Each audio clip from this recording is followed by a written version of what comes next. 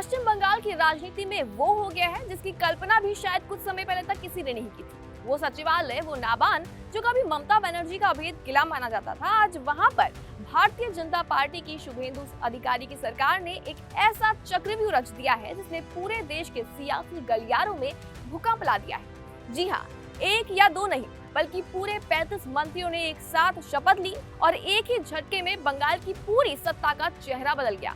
आखिरकार शुभेंदु अधिकारी ने 1 जून की सुबह सुबह इतनी बड़ी बिसात क्यों बिछाई?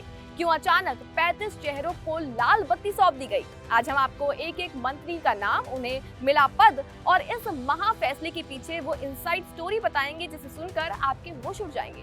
नमस्कार, मेरा नाम है कनिष्क और आप देख रहे हैं जी न्यूज का डिजिटल प्लेटफॉर्म। आइए सबसे पहले बात करते हैं कि इस नई सरकार में कौन कौन से वो बाहुबली और दिग्गज चेहरे हैं जिनके कंधों पर शुभेंदु ने बंगाल को चलाने की जिम्मेदारी दी है।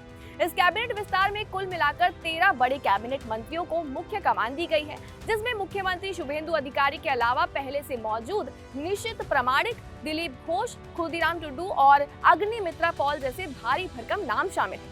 लेकिन आज जिन नए चेहरों की शपथ ली है उनका रसूख देखना बेहद जरूरी है और इन्हीं में पहला और सबसे बड़ा नाम है अर्जुन सिंह का। बता दें कि बैरकपुर के वो कद्दावर नेता जो अपनी दबंग राजनीति के लिए जाने जाते हैं, उन्हें कैबिनेट मंत्री बनाया गया है। दूसरे हैं डॉक्टर शंकर घोष, जो सिलीगुड़ी से आने वाले बीजेपी के सबसे पढ़े लिखे और मुखर चेहरों में से एक हैं। इन्हें कैबिनेट रैंक देकर उत्तर बंगाल को मजबूत संदेश दिया गया है। और इसके बाद फिर नाम आता है तापस रॉय का। टीएमसी से पाला बदल कर आए तापस रॉय को कैबिनेट में जगह देकर शुभेंदु ने पुराने भाजपाइयों और नए आए नेताओं के बीच संतुलन साधने की कोशिश की है। इनके अलावा अशोक कृतन्य और दीपिक बर्मन को भी कैबिनेट में सीधे एंट्री मिली है, जो मतुआ समुदाय और उत्तर बंगाल के राजवंशी समाज को प्रतिनिधित्व करते हैं। साथ ही मनोज कुमार औरांग और साथ ही साथ गौरी शंकर घोष जैसे आदिवासी और ग्रामीण बंगाल के बड़े चेहरों को सरकार का मुख्य हिस्सा बनाया गया है। साथ ही संगठन के सबसे भरोसेमंद सिपाही जगन्नाथ चट्टोपाध्याय को भी कैबिनेट मंत्री पद देकर नीतियों को जमीन पर उतारने का जिम्मा मिला हुआ है। साथ ही आपको बता देते हैं कि सिर्फ इतना ही नहीं, कैबिनेट मंत्रियों के अलावा 3 राज्य मंत्री स्वतंत्र प्रभार बनाए, जिनमें सबसे बड़ा और चौंकाने वाला नाम है स्वपन दासगुप्ता और डॉक्टर सुकांत मजूमदार का। इसके साथ ही बाकी राज्य मंत्रियों को शपथ दिलाई गई है ताकि बंगाल के हर एक जिले को सीधे नाबान से जोड़ा जा सके।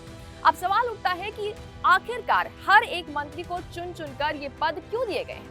इसके पीछे एक बहुत ही सोची समझी क्रोनोलॉजी है। सबसे पहले बता देते हैं कि दिलीप घोष और सुकांत मजूमदार जैसे पूर्व प्रदेश अध्यक्षों को बड़ी जिम्मेदारी देना ये साफ करता है कि इस मंत्रिमंडल पर आरएसएस यानी कि संघ की गहरी छाप है। संघ चाहता है कि सरकार में जो ये संगठन के कोर वैचारिक नेताओं का उनका दबदबा रहे। वहीं अर्जुन सिंह और तापस रॉय जैसे नेताओं को कैबिनेट में शामिल करने का सीधा मकसद टीएमसी के बचे खुचे वोट बैंक और संगठित ढांचे को जमींदोज करना है। उत्तर बंगाल और मतुआ कार्ड के तहत दीपिक और अशोक कृतन्य को आगे करके शुभेंदु ने राजवंशी और मतुआ समाज को सत्ता में बराबर की हिस्सेदारी दी है, जिसने बीजेपी को बंगाल में पैर जमाने की मदद भी दी है। लेकिन सबसे बड़ा सवाल अब ये है कि शुभेंदु अधिकारी ने 9 मई को मुख्यमंत्री पद की शपथ ली और फिर महज कुछ ही दिनों के भीतर इतना बड़ा कैबिनेट विस्तार करने की क्या मजबूरी थी? सबसे पहले इसके पीछे 3 सबसे बड़े राजनीतिक कारण हैं।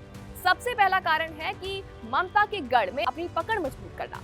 शुभेंदु जानते हैं कि सिर्फ सरकार बना लेना काफी नहीं होता, ब्यूरोक्रेसी और प्रशासन पर कंट्रोल करने के लिए जमीन से जुड़े आक्रामक मंत्रियों की फौज भी चाहिए। और इसके बाद दूसरा कारण है, बता देते हैं कि लोक लुभावन योजनाओं को तुरंत लागू करना। शपथ लेते ही मुख्यमंत्री शुभेंदु अधिकारी ने बंगाल के महिलाओं के लिए मुफ्त बस यात्रा को ऐतिहासिक यहाँ पर ऐलान कर दिया है और इन योजनाओं को जमीन पर उतारने और टीएमसी की लक्ष्मी भंडार जैसी योजनाओं को मात देने के लिए विभागवार मंत्रियों की सख्त यहाँ पर जरूरत है। तीसरा बड़ा कारण यहाँ पर है भीतर घात को रोकना।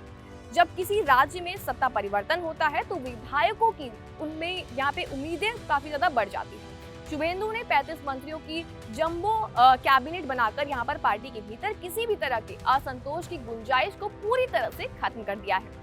राज्यपाल RN रवि ने जैसे ही मंत्रियों को यहाँ पर शपथ दिलाई, वैसे ही नाबान का सियासी समीकरण पूरी तरह से बदल गया। अब गेंद शुभेंदु अधिकारी के पाले में है।